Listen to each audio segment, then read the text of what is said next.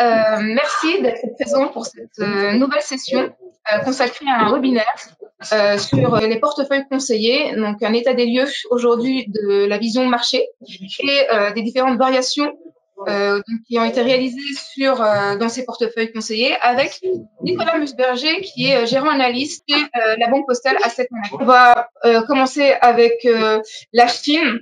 Le regard que tu peux avoir éventuellement sur le ralentissement de l'économie chinoise. Et quel est-il ce regard aujourd'hui? Notre préoccupation aujourd'hui sur la Chine, c'est cette politique de zéro Covid qui est en place. On pensait que cette politique zéro Covid qui est en place depuis le début de la crise sanitaire en Chine, depuis le début de l'année 2020, c'était même fin 19 pour eux, puisque c'était le berceau de cette pandémie. On pensait que après les Jeux Olympiques qui ont eu lieu en février en Chine, ils laisseraient tomber, ils allégeraient ces mesures, ces restrictions sanitaires. Là-dessus, on se rend compte que c'est pas vraiment le cas et que avec quelques cas testés positifs, ils ont remis en place des restrictions assez fortes, des quartiers entiers bouclés, des provinces entières bouclées, et on est arrivé il y a quelques jours au plus fort à voir carrément Shanghai et toute sa banlieue complètement confinée, et c'est des mesures qui ont été étendues à Pékin. On est arrivé à presque 38 millions de Chinois qui étaient confinés de manière très dure, et vous voyez probablement dans la presse que c'est des conditions qui sont assez difficiles puisque certaines familles, certains foyers ont du mal à avoir accès à des approvisionnements en termes de nourriture ou de médicaments pour ceux qui en ont besoin. Et donc, on voit que cette politique zéro Covid, elle est très dure et elle a des effets sur l'économie qui sont assez fortes, puisque, l'économie chinoise ralentit tout simplement parce que c'est des activités qui sont au ralenti. Et naturellement, ça vient perturber ce qui se passe autour de la planète, puisque je le disais tout à l'heure, dans une économie mondialisée, il y a beaucoup de choses qui passent par la Chine, et naturellement, ça crée un certain nombre de ralentissements, ça crée des gros problèmes en termes de logistique pour bon nombre d'entreprises, que ce soit en Europe, que ce soit aux États-Unis ou même en Asie. Donc, mais on pense que cette politique zéro Covid sera allégée petit à petit, parce qu'on pense que le gouvernement chinois va se rendre compte que c'est quelque chose qui ne marche pas de manière très forte. Et donc, c'est pour ça qu'on parie que d'ici la fin d'année, l'économie chinoise va repartir assez fortement. D'accord. Une autre question sur les obligations liées à l'inflation. On a l'impression que justement, dans ton allocation actuelle, tu n'en as pas ces obligations. Comment tu peux l'expliquer? Parce que tout simplement, on a préféré des moteurs de performance un peu différents. On a préféré des classes d'actifs qui vont profiter de l'inflation plutôt que d'investir directement sur de l'inflation. Et c'est pour ça qu'on a préféré garder des moteurs de performance, notamment sur les marchés d'actions, et de teinter ces portefeuilles avec des fonds qui sont sur des styles de gestion, sur des secteurs bien particuliers, qui sont plutôt propices à des conditions d'inflation qui devraient durer, et surtout de l'inflation qui devrait amener les politiques monétaires à être revues avec des hausses de taux, avec des bilans de banque centrale qui devraient réduire. Et c'est de cette façon qu'on a préféré construire le portefeuille. D'accord. Donc, a priori, pas de repositionnement sur cette classe d'actifs pour l'instant? Non, pas pour l'instant. D'accord, Nicolas. Une autre question concernant les matières premières. On a vu qu'effectivement, donc les dernières variations, en fait, étaient assez favorables justement à ces matières premières. Du coup, est-ce que on peut envisager plutôt en fait une tendance structurelle à la hausse de cette pondération dans les portefeuilles modèles? Et est-ce qu'un seul fonds, donc on a vu que c'était surtout le fonds OFI aujourd'hui qui fait office d'un investissement donc dans ce domaine, est-ce qu'un seul fonds d'investissement suffit justement pour en fait être bien positionné dans cette case d'actifs? Alors, ce fonds OFI, c'est un fonds OFI qui n'est pas sur toutes les matières premières, mais seulement les métaux précieux. Ces métaux précieux, c'est principalement l'or et un peu d'argent, mais c'est surtout l'or qui nous intéresse dans ce fonds. Et je le disais tout à l'heure, c'est ce qui va nous servir, c'est une classe d'actifs qui va nous servir d'airbag en cas de grosse secousse, en cas d'accident. Et on voit que autant la crise sanitaire n'est plus une surprise, c'est plus une grosse source d'incertitude, autant on voit que le conflit géopolitique entre la Russie et l'Ukraine, ça peut le devenir. Il peut y avoir des escalades, c'est pas ce qu'on souhaite, c'est pas ce qu'on entrevoit, mais c'est quelque chose qui peut arriver. Et ça, c'est une classe d'actifs qui peut aider à amortir les chocs dans le portefeuille. C'est pour ça que nous avons cette position, notamment dans les portefeuilles les plus prudents, pour être protégés de ces à-coups.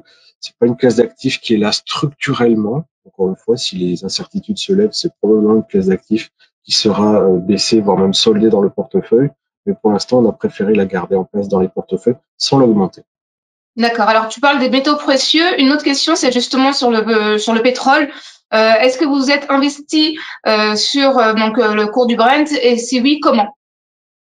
Non, nous ne sommes pas investis sur les matières premières énergétiques, que ce soit le pétrole, d'abord parce qu'on ne peut pas directement le faire à travers des fonds. On préfère investir sur des actions qui sont impactées par le cours du pétrole. On préfère aller acheter des actions qui sont directement sur des boîtes énergétiques comme Total, par exemple. Donc des actions qui profitent de la hausse des cours du pétrole, qui profitent d'un cours du pétrole qui est élevé. Et donc c'est à travers ces investissements actions qu'on joue la hausse des matières premières. D'accord, d'accord. Enfin, peut-être un dernier mot sur, enfin, deux derniers mots. Un premier mot sur la volatilité. La question qui est posée, c'est donc de quelle manière également tu analyses le régime de volatilité que l'on connaît aujourd'hui et qu'on a vocation à connaître. Dit autrement, donc est-ce que les profils aujourd'hui des portefeuilles conseillés ont vocation à justement beaucoup changer d'un mois à l'autre, a priori, ou est-ce qu'on peut s'attendre éventuellement à structurellement un dessin comparable? Alors, la volatilité, c'est quelque chose qui vient nourrir directement la construction des portefeuilles. Et quand on observe la volatilité passée, on voit que naturellement, la volatilité a augmenté en ce début d'année quand la Russie et l'Ukraine ont eu d'abord des tensions et puis que la Russie a envahi l'Ukraine. Là, on a une volatilité qui a fortement augmenté sur les marchés. Elle n'a pas finalement augmenté tant que ça. Pourquoi? Parce que quand on regarde, ne serait-ce qu'il y a encore 2 ans et demi, au début de la crise du Covid, on était sur des volatilités pour ce qui est du VIX ou du V2X, hein, c'est des indices qui mesurent ce qu'on appelle l'indice de la peur. On était sur des VIX et des V2X qui étaient montés à 80, 90. Là, au moment où la Russie a envahi l'Ukraine, c'était fin février, il y a quelques semaines, on est sur des volatilités qui sont montées à 30 ou 35, qui derrière ont rebaissé entre 20 et 25. Donc on voit qu'il y a une incertitude dans les marchés, ça ne se traduit pas par des volatilités très fortes. Ça veut dire que les investisseurs ne se couvrent pas énormément, n'achètent pas énormément d'assurance. Maintenant, en termes de prévision, nous, on reste plutôt constructif. C'est pour ça qu'on garde un niveau d'action assez élevé dans les portefeuilles, mais qu'on devient un peu plus exigeant en termes d'allocation géographique, en termes d'allocation de style. Mais aujourd'hui, la volatilité ne nous fait pas peur au point de baisser le niveau des actifs risqués au sein des portefeuilles. C'est quelque chose que l'on revoit naturellement tous les mois, puisque tous les mois, on remet sur la table nos travaux pour refaire des prévisions, pour essayer de comprendre où les marchés vont pour pouvoir justement impacter tout ça dans les portefeuilles que l'on propose à nos clients. D'accord. Donc une dernière question du coup, Nicolas, c'est sur l'empreinte ISR de ton allocation d'actifs. Donc on sait qu'on est justement donc chez LV Palm au sein d'une maison qui a à cœur l'investissement socialement responsable et également donc dans les contrats EasyVie. Comment tu suis justement donc cet aspect, cette dimension extra-financière des fonds que tu mets dans ton allocation? La raison humaine, c'est quelque chose d'extrêmement important puisque chez LVPM, nous avons ISRisé tous nos fonds. On ne peut pas faire plus simple. On a ISRisé tous nos fonds et pour aller plus loin, pour avoir une preuve de cette ISR, on a choisi le label ISR, le label qui est décrit par un cahier des charges très précis par l'État français. Et donc, pour tout ce qui est fonds internes, fonds du groupe, on a déjà des fonds qui sont eux-mêmes ISR. Pour les fonds externes, puisque tu l'as rappelé, on est en multigestion, on est en architecture ouverte, on va là aussi sélectionner des portefeuilles qui vont assez loin en matière d'ESG, d'ISR. Certains sont labellisés comme nous, d'autres non, mais on va être assez attentif à la façon dont ils construisent leur portefeuille pour voir si dans leur process, il y a cette empreinte ESG, cette empreinte ISR qui est suffisamment forte pour nous convaincre pour au final avoir un portefeuille complet qui sera satisfaisant du point de vue ESG et ISR. Il faut savoir que justement, donc aujourd'hui, l'univers gestion libre est bâti de telle sorte que, à défaut d'avoir éventuellement le label ISR aujourd'hui, on est sur une définition également qui est en fait réglementation donc européenne 8 ou 9, donc avec une empreinte investissement socialement responsable assez importante.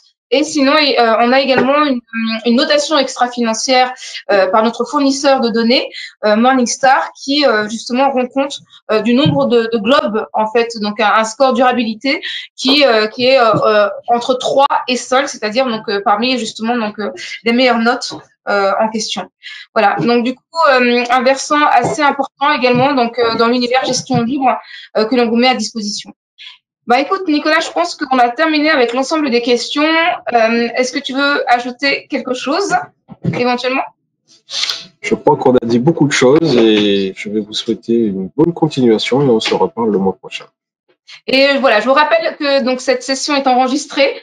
Donc nous vous la mettrons justement donc à disposition et nous espérons voilà que en fait vous aurez pas mal de questions pour les sessions à venir.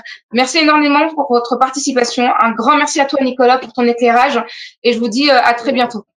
Merci Imen, à bientôt. Au revoir. Au revoir.